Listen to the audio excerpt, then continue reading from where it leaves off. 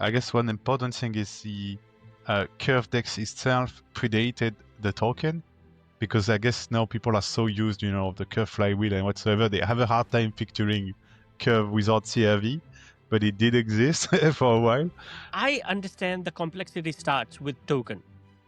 Yes. Help us through veTokenomics, because this was for the first time veTokenomics ever came into existence. Yeah, it introduced a lot of mechanism and people were very not cold about it at first, I want to say, because there was a lot at once. So I think this is something that we both are so fond of, and something that we enjoy so much. The providers on top kind of each did their own cooking, and some focused on just maximizing your financial returns, where some were more about the political governance flow. So I'm showing a bit here how it looks like on this chart. Welcome to another episode of Digital Dunya with Brice and myself. We are going to talk about Curve Finance today.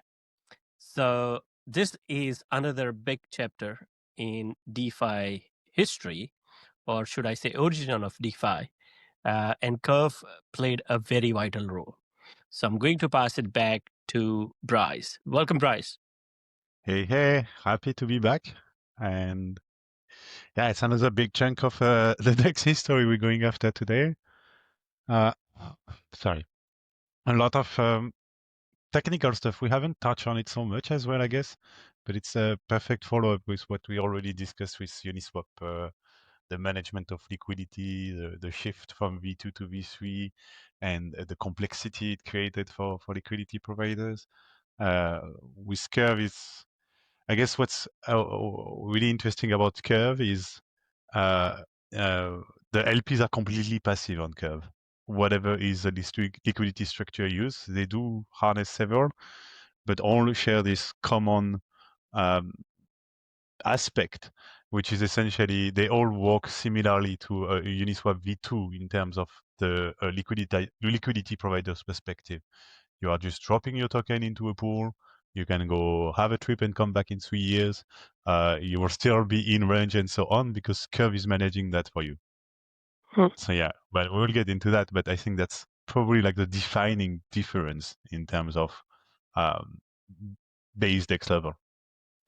So, Brice, tell us about when Curve started and when stablecoin liquidity was not a narrative.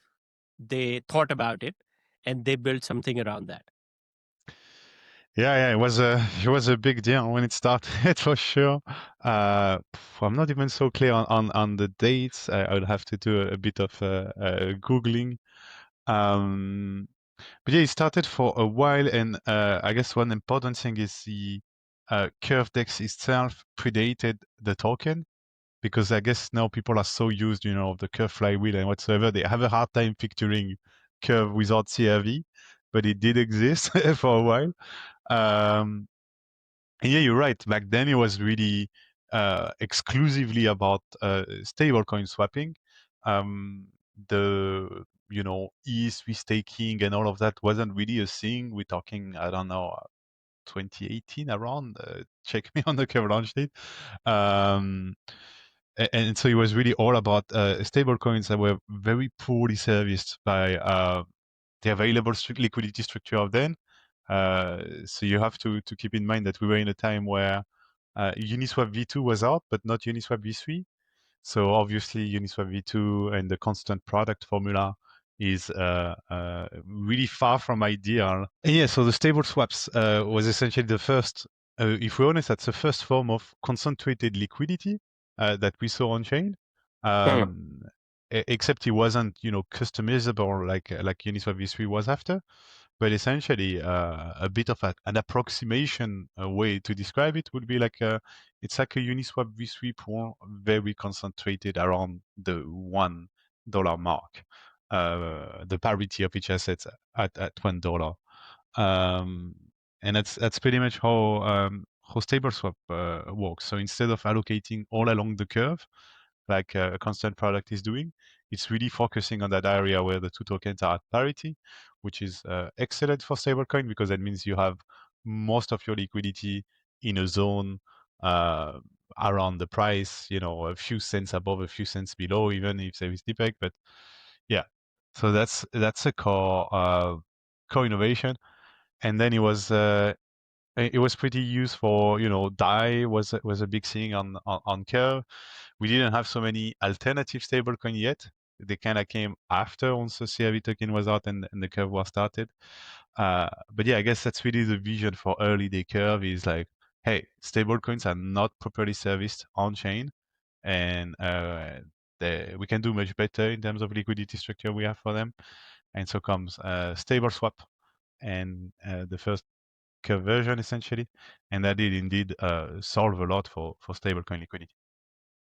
I just checked it. I wanted to confirm accurate date. So I checked it. January 2020 is when the protocol was launched, and the token came in August of 2020. This late? Oh wow! Yeah, Really? because yeah, I It's funny. understood. Yeah.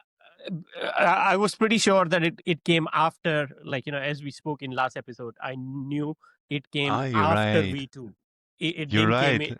The StableSwap before white that. paper was in November 2019. Oh yeah, I was off in the date. Yeah, you're right. Because in 2018 we barely had just Uniswap starting. Yeah, it's too soon. Yeah, yeah.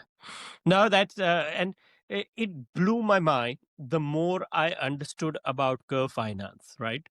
And partly you are to be blamed because I was reading your write-ups to understand Curve. Because for most people, it is a very complex system. It won't come in a way or manner that you can clearly understand that, right? So if you could help us understand the complexity slowly, as if, like, we are opening up the wrapper for the chocolate. Yeah. So try and understand different stages of complexity with co-finance.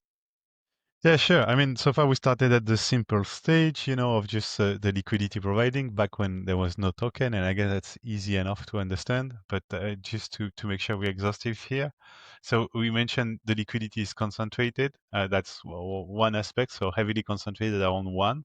The other thing is essentially every operations related to the liquidity is performed by the Curve contract themselves and not by the liquidity provider. So that means when you're joining a pool, you are not the one picking your concentration and therefore having to rebalance if you find yourself out of range or things like that. It's essentially done by the pool contracts. So it leads to another fundamental difference with Uniswap v3, which is essentially all the liquidity providers on Curve are under the exact same liquidity structure in a given pool.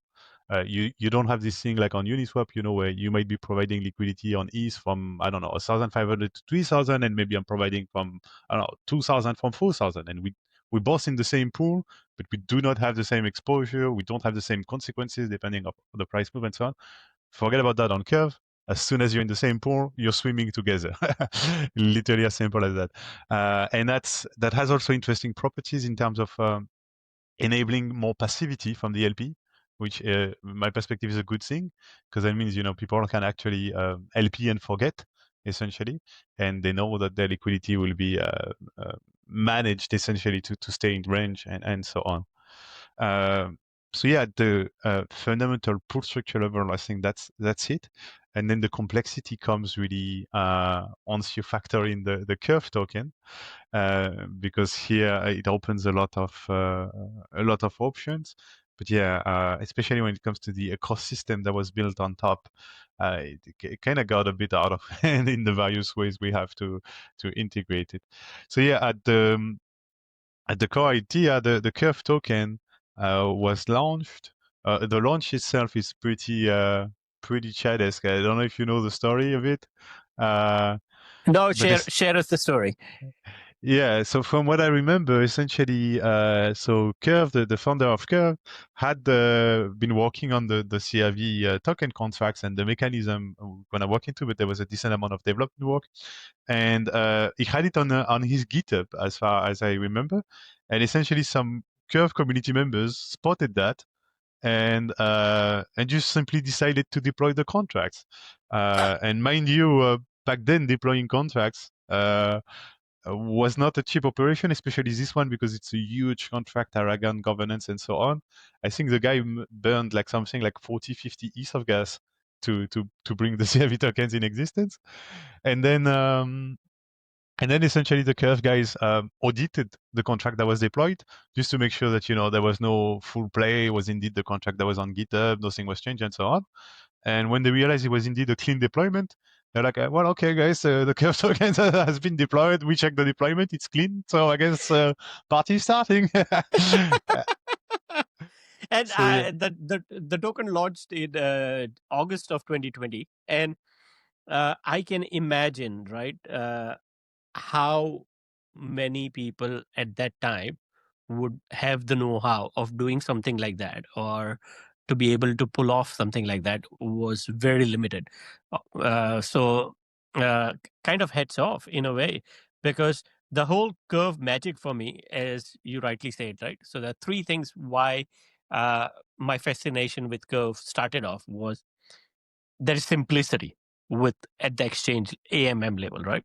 Number two is we are all swimming in same waters. So my outcome is going to be yours, and yours is going to be mine. It's going to be very, in a way, merit driven. So we are sharing the same fate. And the third thing was that, as you rightly said, there was a gap, right? With Uniswap, V1 and V2. The challenge was uh, I don't want to pay slippage or fees for converting DAI USDT or USDC. Yeah, I want to spend as little as possible for those kind of assets. So that was my understanding. And the story that you mentioned about Curve Finance founder, I think Michael Agrov, if I'm yes, right. Yeah, yes. so that's interesting. I'm not sure. I've heard he lives in Melbourne, not very far from where I live, but never had chance to talk to him. You should go check the mention. I've heard, I've so heard, but I know the area, but I don't know which property he was at. Ah, But that's a different podcast altogether at a different point of time. Coming back with Curve Finance, so I understand the complexity starts with token. yes. Help us through veTokenomics, because this was for the first time veTokenomics ever came into existence. Yeah, it introduced a lot of mechanism, and people were very not cold about it at first. I want to say because there was a lot at once. Um, so I guess the first thing was the emission model. There were some tokens that were already kind of we mentioned sushi, for instance, that did have this concept of token emissions to liquidity provider. But with SCRV, it was really a bit of next level because it's kind of assumed from the tokenomics that the token, is continuously emitted. And then there is this whole question of allocating the emitted token to the liquidity provider with the gauge voting mechanism. And this one was completely novel then, so people were not at all familiar with it. And you add on top of this the concept of locking tokens. And I think this is probably what scared most people because, a 4-year commitment, which is the max lock on Curve, is quite huge. I mean, if you think about it, we mentioned that the launch was 2020. That means essentially the first lockers just got unlocked like last year, which is eternity in DeFi really. And that is if they let their lock expire. Uh, so yeah, people were pretty skeptical at first. I remember everybody. I mean, there was an airdrop of the CRV tokens with some vesting, and yeah, people were really like not sure what to do with this wild beast. Essentially, some people were relentlessly dumping it. Others entered the lock system early, but it took a decent amount of time for people, project, teams, everybody to kind of figure out what they had in their hands there. And at the same time, the infrastructure layer on top of Curve was being built and released and kind of enabled more options for everyone in the ecosystem. So it's a bit like Uniswap in that way, where we were saying, hey, look, the data in the TVL, it wasn't like poof, 1 billion TVL and oh yeah. No, it was a slow, Uniswap V3 launch. It wasn't so big at first. It took a while for people to get used to it. It's a bit of the same here. Like it wasn't a 0 to 1,000 moment. It was more like incremental progressive steps as understanding of the model was spreading, and at the same time the tooling available on top for projects was developing. The power of Curve, I feel, is in the simplicity and the way they were able to recognize stablecoins as the major fulcrum of DeFi. Because I feel that Uni, Sushi, AMM were really good, but we would not have the institution coming the way they are coming if it wasn't for stablecoins. That is how I see. What's your thought on that? No, I agreed for sure. Again, before that, we simply didn't have a decent solution to swap stablecoin. So that's really what it unlocked. Um, yeah, simple as that. For sure, we wouldn't have the whole DeFi of today without that. Now we have other options to swap stablecoins, and there are even more designs being considered, but they all kind of inspired or reference or evolving from StableSwap. So it was a breakthrough moment for DeFi. There is no arguing against that. So thank you for that, Bryce. I'm just going to sum this up till here, and we are going to focus a little bit more on CRV token, because that's where the magic, confusion, drama happens, right? So the project was launched and the token launched in August of 2020. I discovered probably after 2-3 months CRV token, and that got me into the rabbit hole of understanding the tokenomics.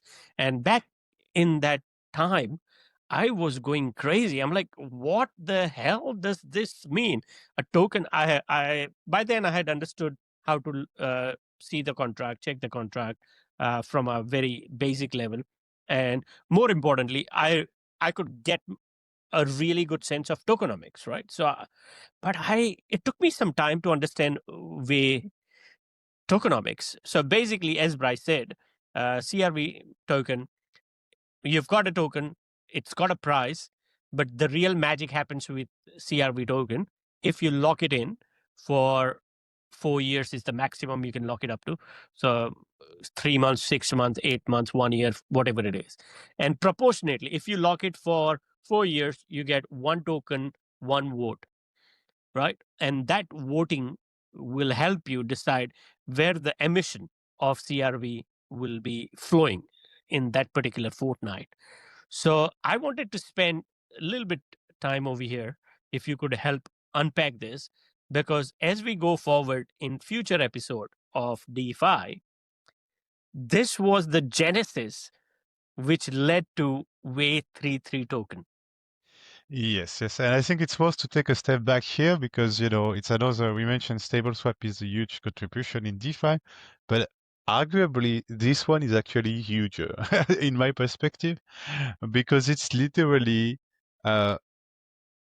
I will be a bit brutal with the other token, but I'm willing to stand by it. And I don't know. I'm gonna get quoted for this, but it's okay. I think Curve was the first real token that is worthy of the name. Not a meme coin associated with a project, but an actual token that enables you to get exposure to the success of the system and as well as govern it, direct it in a certain direction that you think it should be going, not only at the governance level, because we've seen that, you get my token, you can vote on this DAO whatsoever. Okay, that existed before Curve, but at a concrete on-chain level, where if you own CRV token and you lock them as veCRV, as you were explaining, then you have capacity to influence the resource allocation of the protocol in the name of those new emissions that are coming at the next epoch. And I think that's clearly like the most interesting novel part of this, because it's essentially like kind of direct democracy almost, I want to say, versus what the others were doing was more, even Avi to that day is more like tyranny, if you're honest. Okay, you have a DAO and so on, but I own Avi. I might own 5 million Avi. Do I have a contract where I can vote concretely on something? I can vote on governance, yes, but I can't mobilize the resources of the Avi DAO trustlessly just through code, just by the virtue of owning Avi tokens. So I think that's really like the important distinction to make, and what makes this model so interesting and people project so much on it. It's really because it's a shared ownership, but at the same time you also have your actual owner. So what does an owner do? Well, an owner decide what we focus on. And in the other places, we kind of forgot this was what comes with ownership. So I think it's really like, yeah, it kind of gave us a template as to what on-chain ownership of a protocol looks like. And then was, as you're saying, like replicated by quite a few inspired from this model. But this is really like, you see, are you agreeing with me when I go like a bit hyperbolistic on? I think it's a defining moment. I 110% agree with you, because I think, like, I think we both have to agree on one fact, that we have got a very philosophical mindset, right? And I think fundamentally, Uniswap was a playground. Curve, in my opinion, is when real business started. So, and as you rightly said, the stable coins, swap, and the way voting, right? These are the two biggest contributions of Curve that completely change how DeFi happened after that. Yes, yes, literally. I mean, and sometimes it's a bit frustrating because I feel like it's not necessarily the this idea that we just described of like effective ownership of a protocol and questions of resource allocation and so on. I feel like some people have just oh yeah, so people lock token and they get some revenue and that's a V model and up I'm gonna do V on my token. You see, we saw a lot of a bit stupid tokenomics inspired by Curve, stemming from this misunderstanding of what was really happening with Curve, I guess. But yeah, what I guess what got people so excited on the CRV token, and I'm not necessarily talking about price here because again it was a bit shaky in the first days with the ad, people dumping, people not sure of what this thing is, and so on. But it's really like Curve wasn't a small little coder protocol. It was already like a big protocol, and they decided to open their ownership, and they decided to do it in a way where, how to put it, essentially where they didn't put, they weren't skeptical of their community, if I might put it this way. Average project will even have a governance, but you have some, even if the governance is on chain, so that means you're voting on code to be executed, like Avi. Avi is a good example here, I guess. So Avi, okay, really clean governance, well done, super proper infrastructure, so you can vote from other chains and so on. Amazing job there. But you can see there is an implicit fear of the people built in Avi governance, which is in the name of this guardian council or whatever they call it. Essentially, they have a multisig that, for reason that they say is for security related reasons, can censor proposals. The proposal is voted, but those guys can step in and say like, up, no, this code doesn't touch the protocol. And I guess it's nice from a security perspective, but it also shows you it's kind of a fail-safe for other things, Like I don't want to get too political or whatsoever, but I don't know, to give you something a bit stupid, but so everybody understand. What if someone on the Avido successfully made a proposal to vote, I don't know, to donate 5 million to support humanity relief in Palestine, for instance, and then some guy in that multisig is completely opposed of this for political reason and censor that transaction. That, I mean, he will need support with other guys. I don't know. I think it's a 3 out of 7. So it's 3 guys on that multisigs are triggered by that and they block it. It's a possibility. And of course it's stupid. Avidar shouldn't be donating that body anyway and blah blah blah. But you kind of get me. On Curve, the will of the people is supreme. in the sense of the veCRV holders, in the sense that if they vote to allocate, if 40% of the vote go on a pool in a given week, well, 40% of the emissions goes to that pool the next week. And you can't argue with that. It's immutable contract on mainnet. They just count the vote. If the votes are here, then the emissions goes here. There is no safekeeper of that. Oh no, you guys didn't vote it well. I'm sorry. I'm gonna adjust the result or something like that. So yeah, I think that's really at least what excites me is uh, trusting the community in a way. And then we can have a discussion, of course, of who are the veCRV holders. Isn't there a bit of heavy concentration there and all of that? Yes, valid.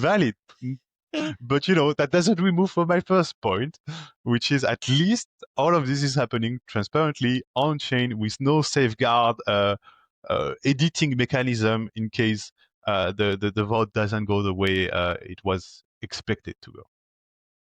So, Bryce, I'm in complete agreement over there. So, Ethereum provides on a public blockchain an opportunity to property rights that humankind has never experienced before. We are already walking on that path, going in that direction, and building on top of Ethereum, Curve Finance actually provided genuine property rights to the token holders. That's how I would try. That's how I process it in my head, right? Because after understanding Curve and Convex, which we are going to head into next now, because we can't talk about Convex when we talk about Curve. So coming back, those two property rights with a token, once I understood the tokenomics of Curve, it was very challenging for me to look at any other token and compare, and most of them just fail. They don't stack up to the property right. I may have token in my wallet under my possession, but it's a meme coin in a way, right? It does not give me anything apart from a ticker and the price, right? Which I can trade on a daily basis or a weekly basis or whenever I want to do it. Yes. Yeah, it's funny because recently I made a bit of a spicy tweet and the reaction was interesting. I was talking about Fluid and Aerodrome, and I kind of, I was highlighting what I think are the main shortcomings with each project. So I was like, Fluid is just a meme coin, the token itself. Dex is super interesting, but Fluid at the current state, I consider it close to that. And Aero is an interesting design, but locked to base. And I was essentially kind of highlighting, imagine what happens when the two kind of fix that we get a proper full Dex Blonde Wars. And I got a bit of heat from some Fluid guys.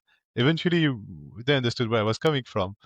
But yeah, for me, I'm at the point where if you don't give me an on-chain contract that is immutable and uncensorable to mobilize the token in some way, to allocate resource in the system or capture revenue, you are pretty close to a meme coin. And I don't care that, the Fluid guys were telling me, oh, but no, you have this treasury that you can initiate vote to deploy. But like, yeah. When was the last vote that deployed anything of your treasury? Cricket. Okay. see what I mean? So yes, that's huge. So I think this is something that we both are so fond of, and something that we enjoy so much that I think we can dwell on this point, because I read that tweet. I read that tweet and I saw the discussion. And I was like, this is insane. So I'll move on. Coming back to Curve, and now comes 2021, we get Convex Finance. So walk us through Convex. Yeah, it was another big deal. So I guess Convex is built by people that are within the Curve ecosystem, close to the team in support to the team, let's say. And the core idea is to build kind of the sidecar to Curve because there are some limitations. So we mentioned this 4 years locking and the fact that some people were a bit scared by that. But I guess we didn't touch on another point that is a bit important to understand Convex, which is this property of LP boost, as it's called on Curve.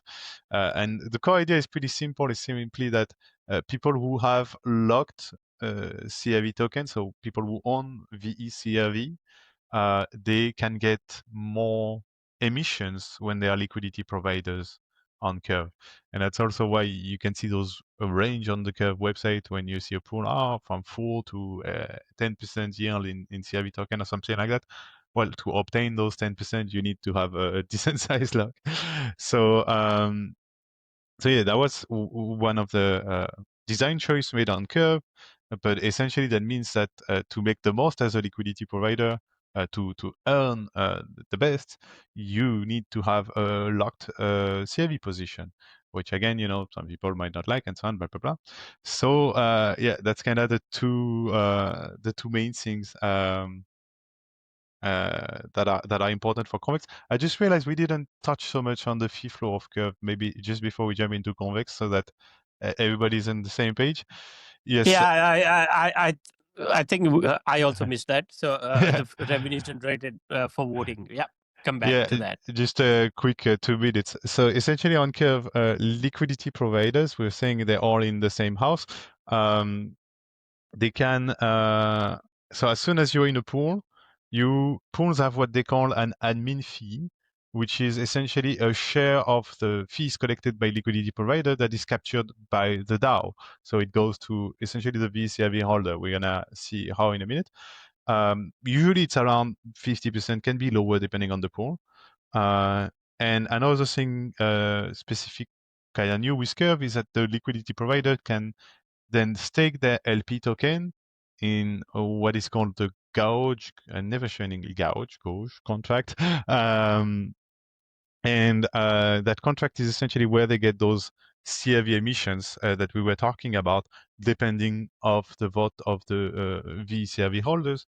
And if it's a pool with a project and whatsoever, they might get also other rewards. That's also just a distribution mechanism for rewards that distribute the CRV emissions, but it's also perfectly able to distribute outside emissions. So if a project want to grow liquidity, they can just post rewards there, and they will be allocated to their liquidity providers. So that's like for the fee flow LP side, and then for the veCRV holders, the one who locked CRV. So we mentioned that now they can vote and allocate those emissions. That's one thing, but they also get a stream of revenues, and that revenue is stemming from this admin fee I was talking about. So you have all those pools on Curves that are processing swaps. Half of the, let's say, assume an admin fee of 50%. Again, I gave you the range.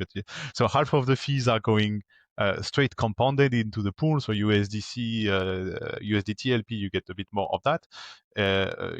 And the other half is then sent to the governance, so to the collector contract, essentially, that collect then rewards from all pools on Curve, so all types of tokens that are on Curve.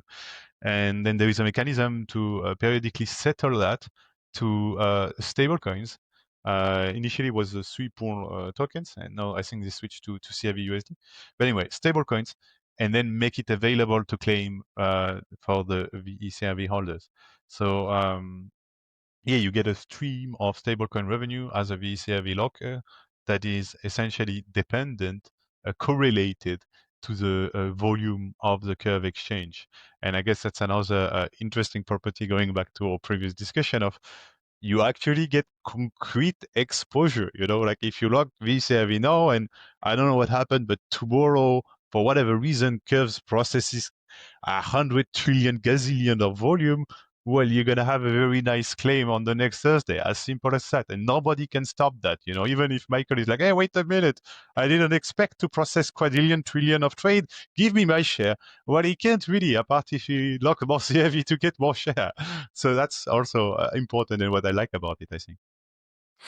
That was in my understanding and what I had learned back then and even today. It was the property right term I used specifically for Curve was because of that, because I was able to participate in the revenue sharing. of the curve by having veCRV locked in for 4 years. I got a piece of action which was generated by the volumes of by people trading on curve platform, right? So Yes. that was so, as you rightly said, and we both have said many times, that was a standout, and that was such a big milestone in the history of DeFi, and it is always going to be very valuable, because we will always go back whenever there's a token, and if we connect that to property right or revenue sharing, it all started with curve. Yep. So yeah, going back to Convex now to close the loop. So yeah, we highlighted those limitations, so the locking. Some people are called about that, and to be an optimal earning liquidity provider on Curve, you need also to have a lock, which some people are not happy about that. So it's kind of like the main two things Convex is trying to solve, with kind of two products that go hand in hand. So the first one is this concept of a liquid locker, as the name would suggest. So that's a cvxCRV token. And essentially, it's a form of big fat managed veCRV locked. So maybe you don't want to lock your CRV yourself to have to vote and to face this commitment. Well, Convex offers you then to deposit the CRV with them, and then the Convex contracts are locking them for you and giving you, that's the most important, this cvxCRV token as a proof of your deposit into the system. And now that cvxCRV token is liquid, it's not locked. It represents locked veCRV, but the cvxCRV token itself is not locked. That means it's transferable, it's tradable at a discount usually to the liquid CRV, which makes sense. But still, you have a liquidity where before you had none. So that's the progress. So that's the first thing, a liquid CRV lockers for people who are looking to tap into the curve revenues and keep some form of optionality. And now you have Convex as a protocol that accumulated a big fat veCRV stash essentially. So what's the logical next best thing to do? Well, if you have a big stash of veCRV, that means you have a big capacity to boost the earning of liquidity providers through the LP boost feature, as we were talking about. So then the second leg of the Convex product, it's essentially just vaults to deposit into a curve liquidity pools. But because you're going through the Convex contract, you are essentially benefiting from their massive veCRV position to boost your earnings. And then on top of that, the CVX token model was also to emit additional emissions to attract those liquidity providers on top of it. So it became a very compelling place for curve liquidity providers, especially in the early days. Because yeah, most of the time they were earning net much more on Convex than on Curve, simply by, so they get the benefit of the boost. Depending on the pool, it can go up to 2.5x compared to the base yield. They will get those extra CVX token emissions as well. Convex, of course, takes some fees here, but even with the fees accounted for, because of the boost and the additional CVX token, it was highly compelling, and it allowed Convex to grow and capture a lot of the liquidity providing and of the token locking of Curve. I haven't checked the stats so recently, actually, in terms of veCRV locked.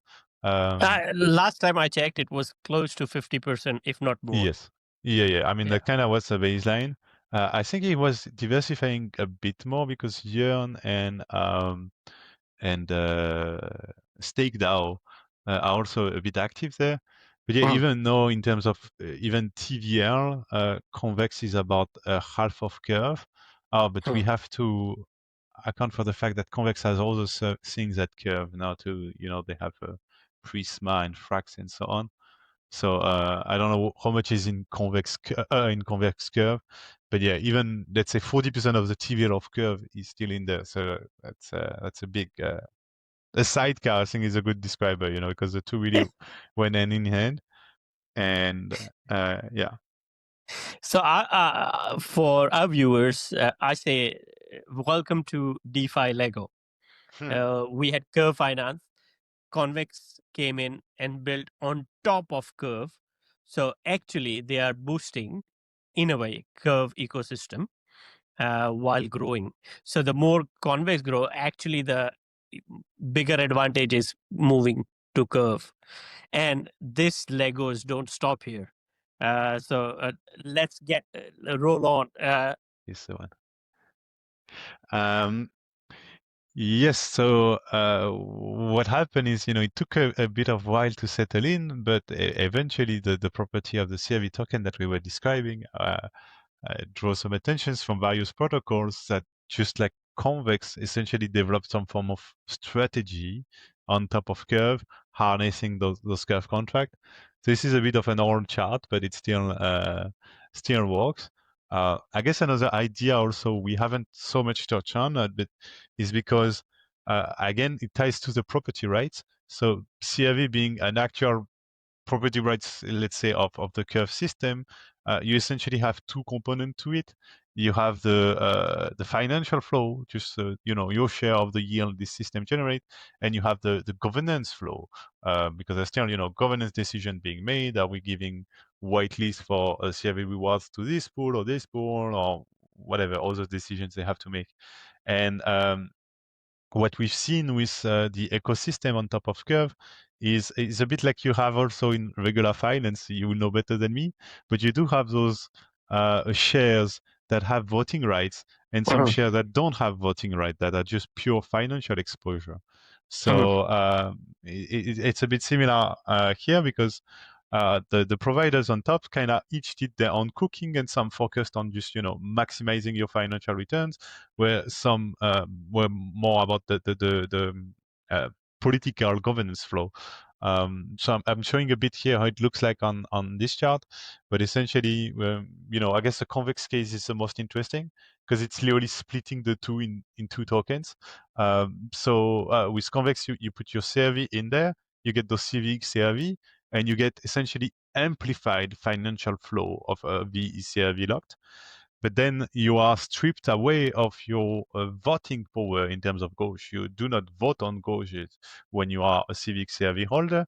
Why? Because essentially this capacity is redirected, as it is shown in this graph, behind the vote-locked CVX token, so the Convex token. So yeah, they kind of like maximize the financial flow on locked CRV to attract a lot of them, and then redirected the political flow, governance flow of the CRV to their own lock token. So I think that was pretty interesting. Other projects had other approaches. So Yearn, for instance, is more in an approach of they're interested in having those political flows to themselves, not because they're greedy, of course, but because they're doing a lot of things in the Curve ecosystem, building vaults on top of pools and so on. So Yearn as a protocol can make good use of locked veCRV, both the LP boost and the Gauge voting capacities. So with Yearn, it's really more like a cvxCRV. Hey, we got this CRV wrapper that's going to give you real nice yield. We might even sprinkle some incentives on top for you. But the goal being to, attract that capacity of Gauge voting to then develop strategies that are more refined in the protocol. So it's just quickly, Yearn's focus is to capture the governance right. That's what they are attracting more than anything else. Is that right? Yeah, the Gauge voting and the LP boost, both of them. Okay. Yeah, I don't know what's the status at some point. I think they were also themselves farming on Convex, because especially in the early days, Convex had so much veCRV, it was pretty much the place to be to boost an LP, even for other protocols. Yeah, no, nowadays it might be a bit different. But yeah, I think that's kind of the core idea. And yeah, we forgot also another big cornerstone, which is the bribes. And Yes. I remember, now we can use a proper term for that. That's, in my opinion, they are the fees for providing market, providing service. But back in the day, because of regulation and security reasons, as in SEC, if it is deemed as security, it was a problem. That's why the term bribe came in, uh, and the whole curve bribe war started because of that. Yeah, I mean, I still kind of think the term bribe is fitting, because it's a vote and you're paying to influence a vote. Isn't that what a bribe is about? uh, Incentive. Yeah. I like, both the word actually mean like, they can be used in different contexts, but they mean something similar. Yes. Yeah, I love it. It's very reminds me of like a legal is like, no, Bryce, not bribe, vote incentive. Yes, vote incentives. Yeah, the word bribe is a bit loaded, I guess, but I do find it more clear. Yeah. But yeah, core idea here is pretty simple. So we explicited those growth votes that happens every week to allocate the CRV emissions. So that means projects will control veCRV themselves, or through a proxy mechanism like they control VLCVX that themselves control some veCRV and so on. They can vote to allocate rewards to pool. So if a project has some of those VLCVX or veCRV, they can direct rewards to their pool, but not all projects have ownership of these or even willing to own those tokens because of the situations we described, especially the veCRV, the 4 years commitment. On the Convex side, it's only 4 months locking, so a bit more projects were participating there. But in any case, the bribes are kind of here to fill that gap, because now projects who don't own such tokens, they can simply post bribes. That means allocate rewards to the voters that will direct votes on their pool of the choice. So bribe is another way of attracting votes and therefore CRV emissions to a given pool. And yeah, depending of the moments, the periods, it's even a profitable operation, meaning that there is this concept of what we call the bribe multiplier. But to put it simply, picture a project maybe posting $1,000 worth of bribe, and maybe that allows them to attract votes amounting for $1,500 worth of CRV emitted on their pool that week. That would have achieved a bribe multiplier of 1.5, because at the end of the day, if they had posted those rewards on the pool directly, they would only have gotten $1,000. So that's also what could be in it for the project. But yeah, it's hard to anticipate this because it depends on the other bribers, the voter behavior, the CRV price action over the next week. So it's a bit of a tough game to modelize in advance, and leads to to some interesting behavior within the ecosystem. It is very fascinating because I'm just trying to open up DeFi Llama to check the volumes recently. I haven't checked the volumes on Curve Finance. Yeah, the volume. Sorry, I was thinking of. Let me. Nice, you have my window, so you see. We can have a look directly. Curve. Yeah. So they are still pumping pretty solid volume. Yeah, I think the yield basis kind of helped quite a bit to bring a bit more dynamism to the volume. So we can see here, but I guess it's more interesting to kind of Dex volume, yeah. yes, to kind of see it in context, and we can just focus on Ethereum. So yeah, but lately they're not doing so bad. Pretty much on par with Uniswap today. But if we look at the weekly, more like half of Uniswap. Yeah, and mind you, Uniswap gets a lot of traffic because of different tokens, whereas Curve is only going to get traffic for stablecoins or Well, predominantly stablecoins. yeah. Less true today because they also have those V2 crypto swap pool we haven't touched on. But yeah, it's still majority stablecoin and correlated assets, but they do have a bit of a volatile volume as well. Hmm. Yes, I guess you can just link the Llama Air Force for everyone that's curious to kind of see the volume that transited through those bribes and how exciting the game was. I remember, I think the peak epoch.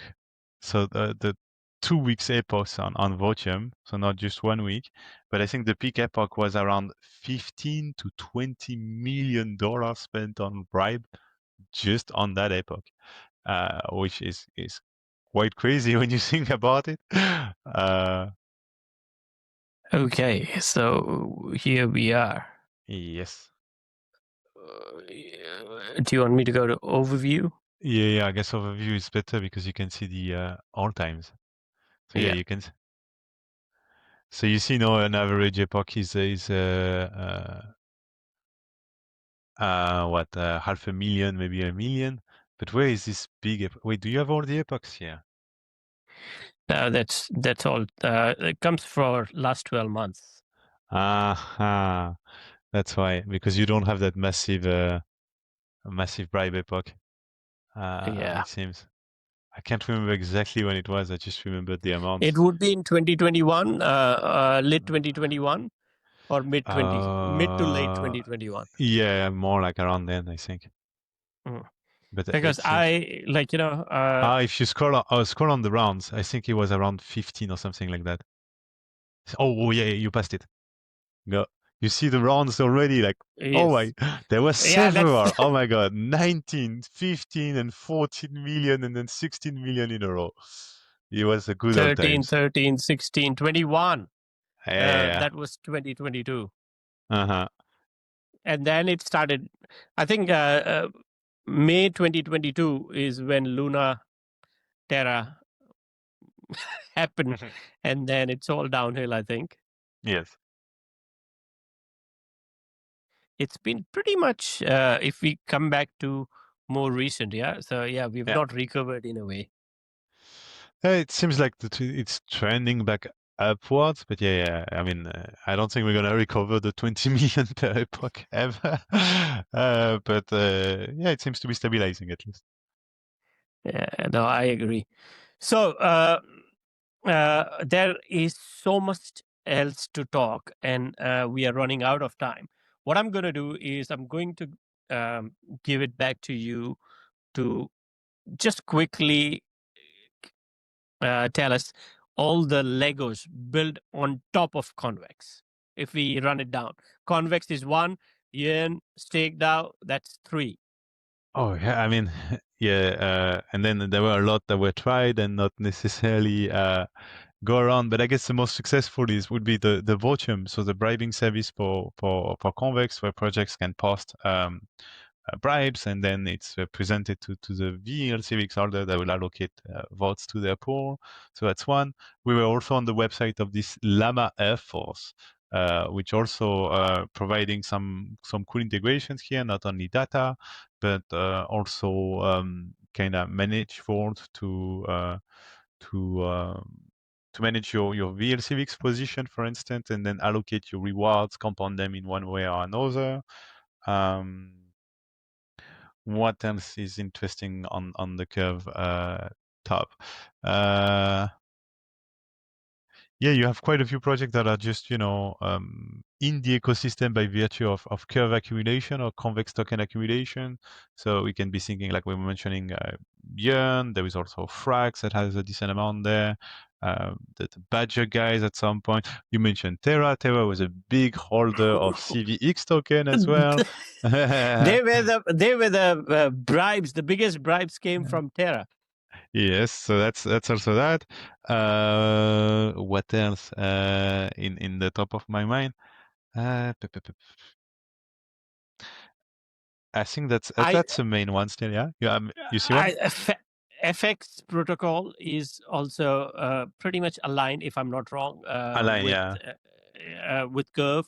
And then we had Llama NFTs, which was a Oh yes. unique experiment that I witnessed and I was glad to be part of as well.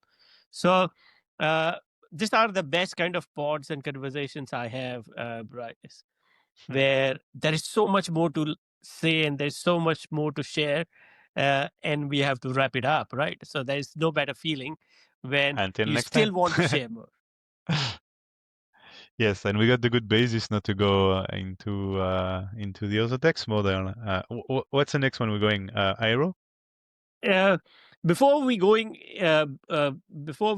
Aero, I think I wanted to cover off MakerDAO, because that's equally important, right? So I feel that they also played a very significant part in this Origin of DeFi series that we are doing. Makes sense. All right. Cool. Perfect. Thank you, Bryce, for your time and effort. My pleasure. Same here. Always lovely talking to you. And thank you to our friends who are watching us. This is our small token of gesture in protecting, recording verbal history of how DeFi happened and what happened around then. I hope you enjoyed this episode. Thank you for tuning in. And we'll talk to you. We'll come back with next episode on MakerDAO. See you for the next one.